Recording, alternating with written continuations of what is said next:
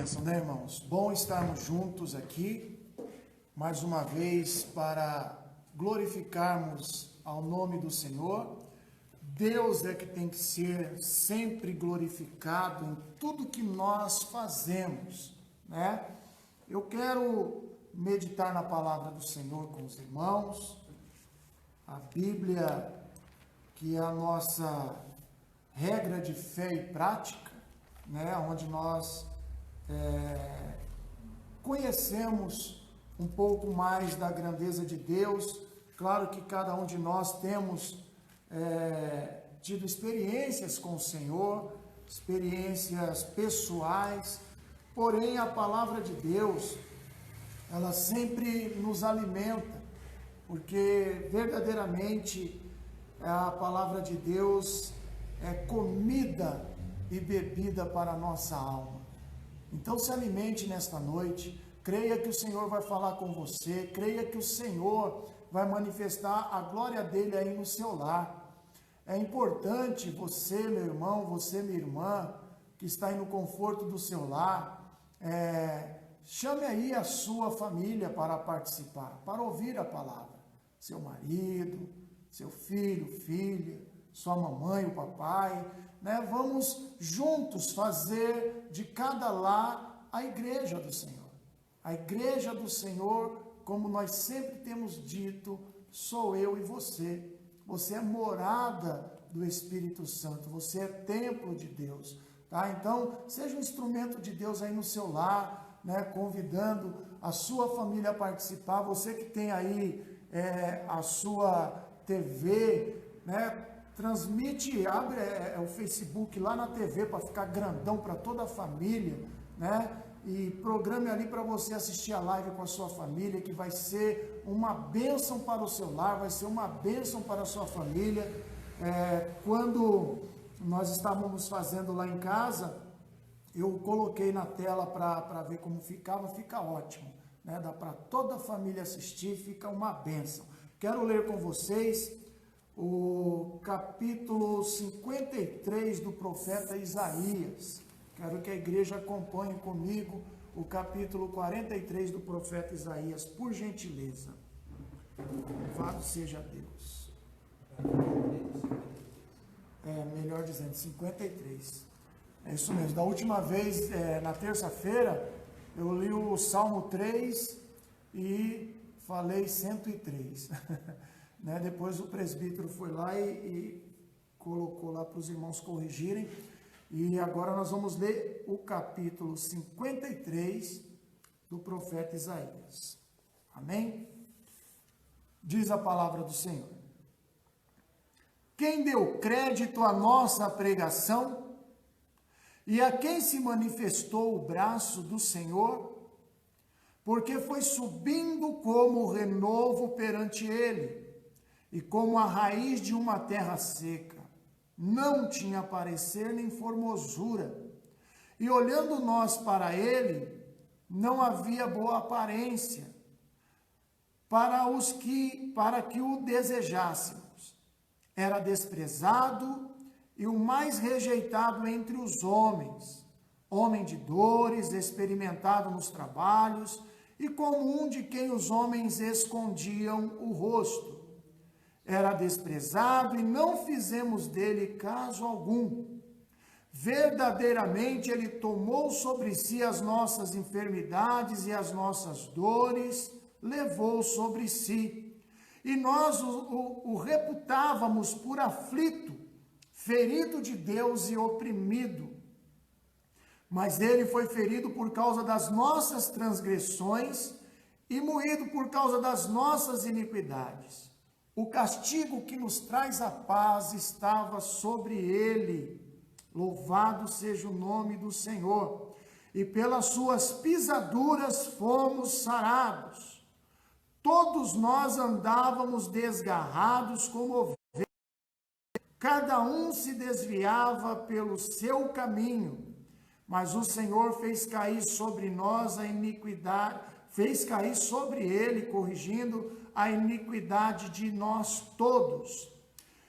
E ele foi oprimido e afligido, mas não abriu a sua boca.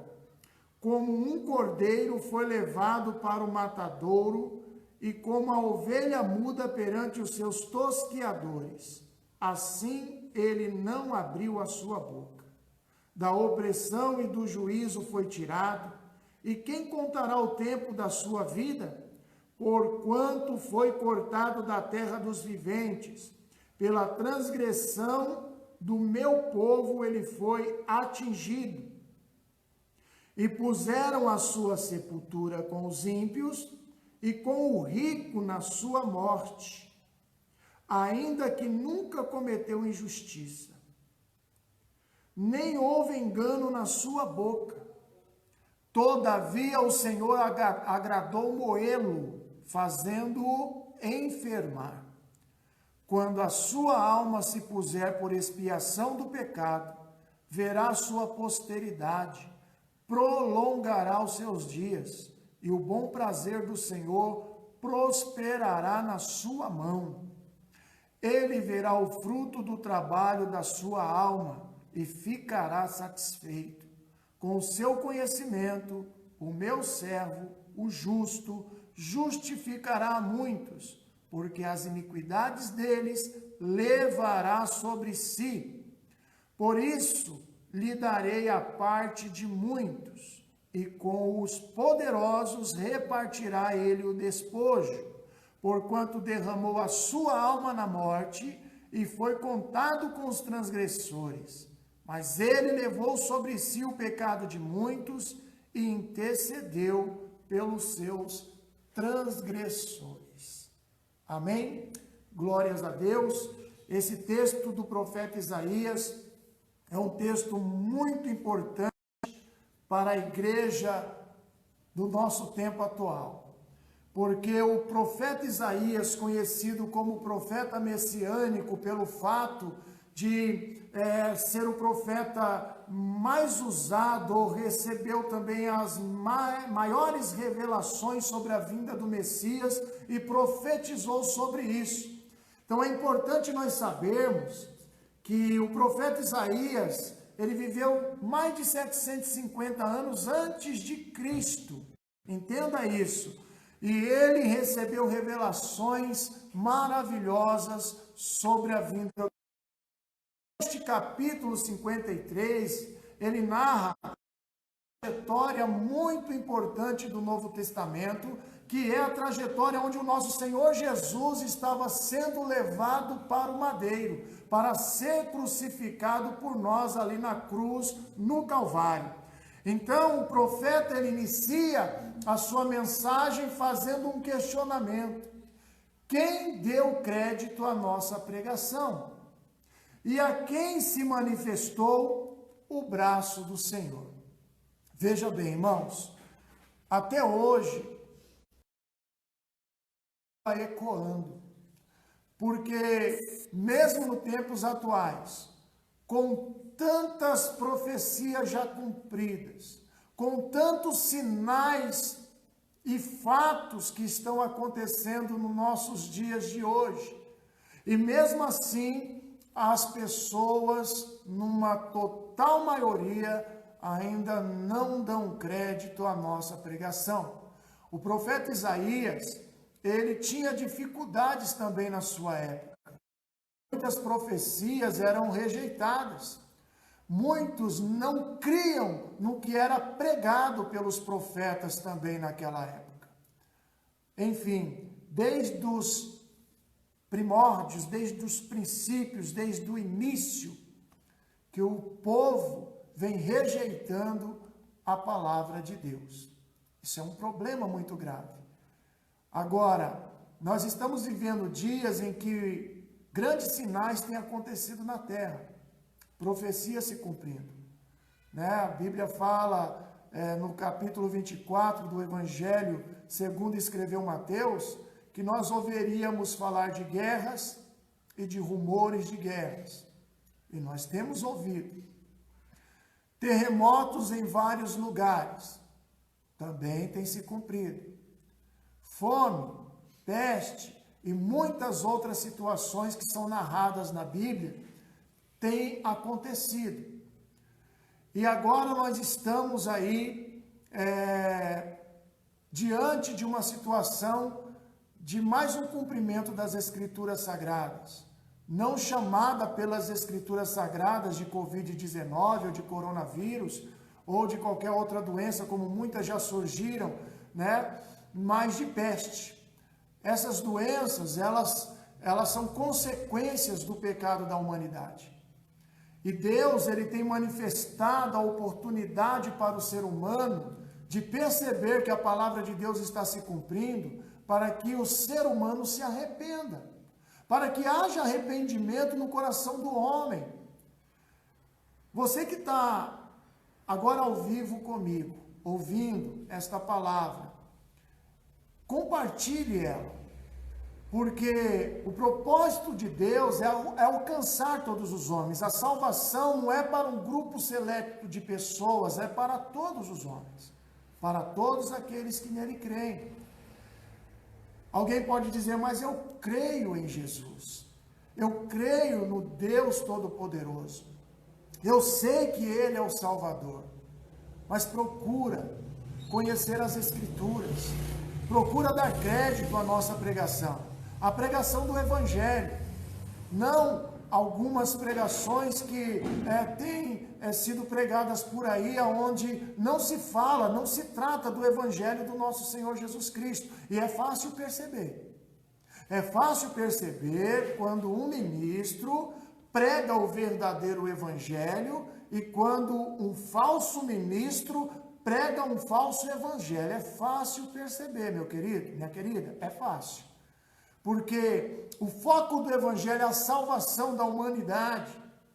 O foco é levar o homem ao arrependimento dos seus pecados. É conduzir o homem, através das Escrituras Sagradas, à presença de Deus. O Evangelho não tem outro foco, a não ser esse é o principal foco. Né? Se nós continuarmos entendendo que nós só vamos buscar a Deus quando estivermos precisando de Deus ou precisando de algo de Deus para nossas vidas, nós vamos nos frustrar. Porque ainda que você consiga muitas coisas materiais nesta vida, salvação e muito comprometimento com Deus e com seu reino. Antes nós olharmos aqui a forma em que Isaías narra o momento em que Jesus, o nosso Senhor, foi conduzido ao Gólgota. Porque às vezes as pessoas costumam dizer que Jesus não tinha parecer, nem formosura. Costumam dizer que esse texto está dizendo que Jesus não tinha boa aparência. Costumam dizer que Jesus não era belo, não tinha beleza aqui. Porém, o que o profeta está narrando aqui é as características físicas do Senhor Jesus. O profeta está narrando aqui o momento em que ele estava sendo conduzido ao Gólgota para ser crucificado. Entenda isso. Olha só. O renovo perante ele, como a raiz de uma terra seca. Aí diz, não tinha beleza nem formosura, e olhando nós para ele, não havia boa aparência nele, para que o desejássemos.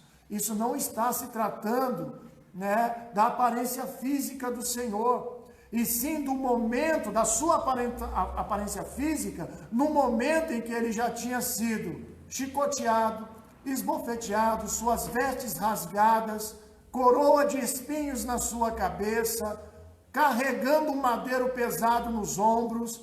Então foi narrado, a revelação do profeta Isaías aqui, é narrando aquele momento em que ele estava sendo conduzido ao Gólgota. Isso não quer dizer que Jesus era feio ou não tinha beleza, não. Aí as pessoas costumam até dizer, Jesus não é bonito como um quadro pintado. A gente não sabe porque, né, nenhum desenhista habilitado e nenhum fotógrafo também renomado para poder colocar no memorial a imagem física do rosto de Jesus. Mas para mim, Jesus, ele era ser lindo. Jesus é maravilhoso. Agora, entenda isso. O profeta, ele está narrando aqui o momento em que Jesus estava realmente com a aparência totalmente deformada por conta de tanto a noite, de tanto peso que estava carregando, coroa de espinho, enfim, Jesus estava num momento muito difícil da sua trajetória. É como, por exemplo, você às vezes chega do trabalho à noite, cansado, né, e esgotado e fala, nossa, você olha no espelho e já percebe logo que a sua aparência não é aquela, né? Você já não consegue, aí você vai lá, toma um banho, você melhora a sua aparência, penteia o cabelo novamente, passa um perfume. Então, rejeita esse tipo de pregação onde fala que Jesus era feio, que Jesus não tinha aparecendo em formosura. O profeta aqui, volto a repetir, estava narrando o momento da crucificação, o momento em que Jesus estava sendo conduzido ao Gólgota para morrer por mim e por você. Dando ele, ofereceu-se em sacrifício por mim e por você. Você consegue entender isso?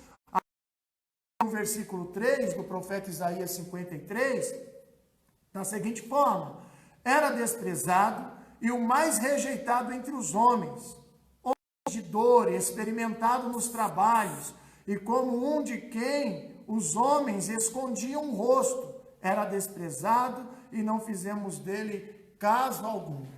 Nesse contexto, sim, a Bíblia está sendo bem clara que Jesus, por muitos, naquele momento, estava sendo desprezado.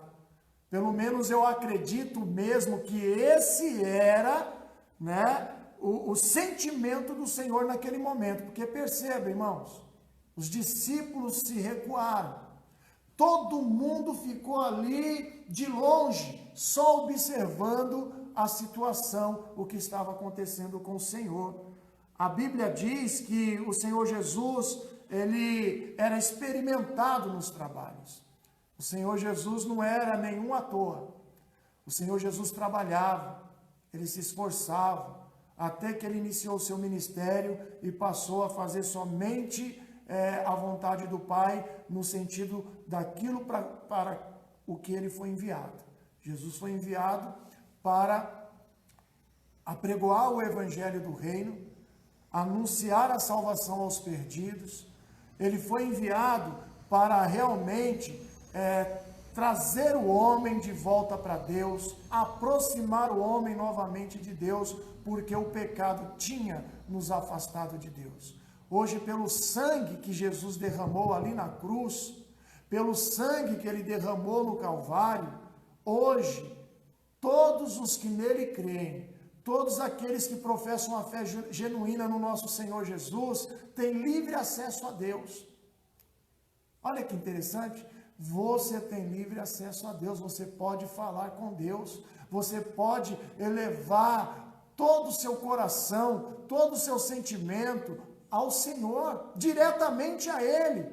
Você não precisa de mediador humano para se chegar a Deus. A Bíblia é bem clara quando diz que o único mediador entre Deus e os homens é Jesus Cristo. É o único, porque Ele é quem morreu por você na cruz, foi Ele quem ressuscitou ao terceiro dia, foi Ele quem se assentou à direita de Deus Pai, e é Ele quem intercede por nós. Ele que está junto ao Pai, Ele que se assentou à direita de Deus e está intercedendo por você e por mim agora, neste momento. Então, entenda, não existe outro mediador. Eu, pastor Fábio, eu posso fazer uma oração por você. Os pastores, os evangelistas, os presbíteros, enfim, os ministros do Senhor, ele pode orar por você, interceder por você, pode liberar uma palavra de bênção para você, uma palavra de edificação de fé, mas quem faz a ponte entre você e Deus é Jesus Cristo. Por isso que quando você ora, você sempre tem que orar em nome do Senhor. Tudo que você pedir em nome do Filho, lhe será concedido para que o nome do Pai seja glorificado. Entenda isso, querido. Nós estamos vivendo dias difíceis? Estamos. E ele vai passar, mas virão outros dias difíceis. A nossa geração não é uma geração diferenciada. Outras gerações passaram por momentos de tempestades. Nós não vivemos lá, no tempo de Hitler, né? Eu pelo menos não vivi no tempo da ditadura, né? Onde havia ali uma grande perseguição. Nós estamos vivendo um tempo diferente e com problemas diferentes. Não vivi no tempo da Primeira Guerra Mundial, nem da Segunda Guerra Mundial, mas olha o que aquelas pessoas passaram naqueles tempos. E agora a gente fica todo apavorado por conta de mais uma pandemia ou epidemia, né? Quando a epidemia quer dizer nacional, nosso país, mas é uma pandemia porque já está em vários países, mas todo mundo que tem acompanhado aí os noticiários está vendo que as coisas estão caminhando para uma melhora. Isso é porque existe um povo de fé, um povo cristão. Não estou atribuindo apenas aos evangélicos, porque nessa luta, meu querido, todos os cristãos estão engajados em lutar esta luta. Estamos como verdadeiros soldados do Senhor Jesus Cristo, né? Irmanados na mesma fé para combater este mal, intercedendo, né? Para que surja aí uma vacina que combata esse vírus. Agora, alguém pode falar, mas a Bíblia fala que Jesus levou sobre si as nossas enfermidades, e é verdade. Agora, isso não nos isenta das consequências do nosso pecado, porque o pecado da humanidade tem se alastrado de uma forma que tem subido como cheiro desagradável na narina de Deus. É só ler a história de Sodoma e Gomorra. Qual é a diferença dos dias de hoje? Na época de Sodoma e Gomorra, homens e mulheres se deitavam com animais. Se é que você consegue compreender essas coisas, isso é um absurdo. Era uma coisa a qual a Bíblia narra que o odor daquele povo subia às narinas de Deus. Então era um cheiro desagradável às narinas de Deus. E olha o que aconteceu com a cidade de Sodoma e Gomorra. E aí você começa a olhar para as nações, países aonde comemora com choro de alegria quando libera o aborto, países que são totalmente contrários aos princípios cristãos e se intitulam um país cristão. Partidos políticos que ficam aí se batendo, se ofendendo, achando que o partido vai resolver o problema do país. O que vai resolver o problema do país é a união de todo o povo. Não é um partido político. É por isso que nós não podemos nem ficar nos envolvendo. O único envolvimento que nós temos que ter com a política é orar por aqueles que estão na cadeira, que estão com o poder da caneta na mão. Nossa função como igreja é orar. Então, Deus, ele tem permitido muitas coisas acontecerem e eu percebo que agora está havendo um diálogo melhor entre padres e pastores, né? Eu não tenho nada contra isso não, viu, meu irmão? Católico também é cristão. Temos doutrinas diferentes? Temos, mas temos que respeitar uns aos outros, porque o nosso alvo, né, embora tenha as diferenças doutrinárias, as diferenças de crenças, o nosso alvo é o céu. Nenhum padre quer conduzir a igreja ao inferno, todos os padres querem conduzir a igreja ao céu, assim como eu acredito que os pastores querem ensinar a verdade para conduzir a igreja ao céu. Então todo mundo está esquecendo mais essa divisão religiosa e orando, os católicos orando, rezando, não importa como que pronuncia, se é orar ou rezar, o importante é que você busque a Deus. Busque ao Senhor, porque esse Cristo que o profeta Isaías profetizou aqui, esse Cristo, ele já veio. Esse Cristo, ele já entregou a vida por nós. Esse Cristo, ele vai cumprir as suas promessas em nossas vidas. Então, irmãos, quando a Bíblia fala para nós amarmos uns aos outros cordialmente, não está falando para você amar somente os irmãos da denominação a qual você pertence. Não está falando para você amar somente os cristãos protestantes. Não está falando para você amar, se você é pentecostal, só os pentecostais, se você é tradicional, só os tradicionais. Não está falando para você amar, se você é católico, só amar os católicos. Jesus, ele amou o mundo de tal maneira, ou melhor, Deus amou o mundo de tal maneira, que enviou o seu Filho unigênito, para que todo aquele que nele crê não pereça, mas tenha vida eterna.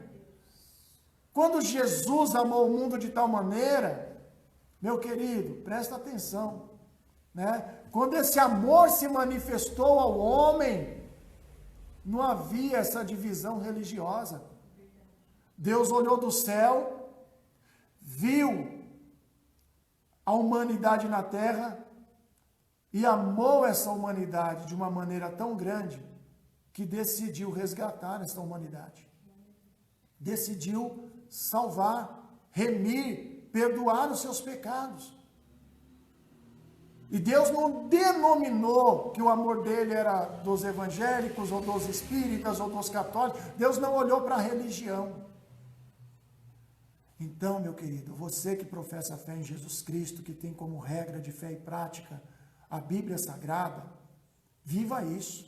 Ame a todos. Ame incondicionalmente a todos. Amor, eu costumo dizer isso. Pode ser que alguém que esteja me ouvindo ou que vá me ouvir depois não concorde. Mas amor não é um sentimento. Amor é uma escolha. Eu costumo explicar da seguinte forma, que se amor fosse um sentimento, Jesus não mandava nós amarmos os nossos inimigos. Porque como é que vamos sentir amor por quem não gosta da gente? Por quem quer ver o nosso mal? Nós éramos inimigos de Deus, sabia disso? Porque os nossos pecados, o próprio profeta Isaías também profetizou isso, que os nossos pecados e as nossas iniquidades fazem divisão entre nós e o nosso Deus para que não nos ouça. Nós éramos considerados inimigos de Deus, porque o pecado nos torna inimigos de Deus. Mas o sangue de Jesus que derramou na cruz em nosso lugar, aquele sangue nos purificou a ponto de nos tornar novamente amigos de Deus. Então, se você é um amigo de Deus, você teme a Deus, respeita a Deus, confia em Deus, meu querido, em nome de Jesus, ame o teu próximo, independente da sua fé, do seu credo religioso, independente da sua opção sexual, ame o teu próximo. Ah, mas eu não estou falando aqui de concordar ou não concordar, de entender da mesma forma ou de entender diferente. Eu estou falando do amor de Deus, o amor verdadeiro, o amor que não faz acepção de pessoas. Por mais que a gente seja ignorante no quesito conhecimento das Escrituras, não dá para deixar de lado o que Deus fez por nós, sem perceber que nós também precisamos fazer alguma coisa por nós mesmos. E uma delas o Senhor Jesus nos ensinou, que é amar o próximo como a ti mesmo. Ame o teu próximo. Ame os teus irmãos. Se você está com problema com alguém, conserte isso. Se arrependa disso. Porque para nós alcançarmos perdão de Deus, nós precisamos aprender a perdoar. Quem deu crédito à nossa pregação? Eu creio que nesta noite, você que está me ouvindo, e você que vai me ouvir posteriormente, nesta live, você vai entender que esta palavra de Deus para o seu coração é para você dar crédito. Isaías perguntou, quem deu crédito à nossa pregação? E eu pergunto, você dá crédito à nossa pregação? A pregação genuína do Evangelho? O Evangelho que salva o homem dos seus pecados através de um arrependimento verdadeiro? Porque arrependimento é mudança de comportamento. E quando você se arrepende, pede perdão para Deus, você precisa entender que você também precisa perdoar. Mateus capítulo 6. Depois, se você quiser ir lá, vai lá, dá uma meditada nesse capítulo. É um capítulo ótimo para se aprender com Jesus. E lá no versículo 14 e versículo 15 diz: se nós não perdoarmos aos homens as suas ofensas, Deus também não perdoará a nós as nossas ofensas. Grave isso, porque isso é sério, isso é importante. Para que eu seja perdoado, eu preciso perdoar. Se eu não perdoar os homens as suas ofensas, Deus também não perdoará a mim as minhas ofensas. Que Deus em Cristo Jesus vos abençoe abundantemente. Amém. Aqui eu estou com os pedidos de oração.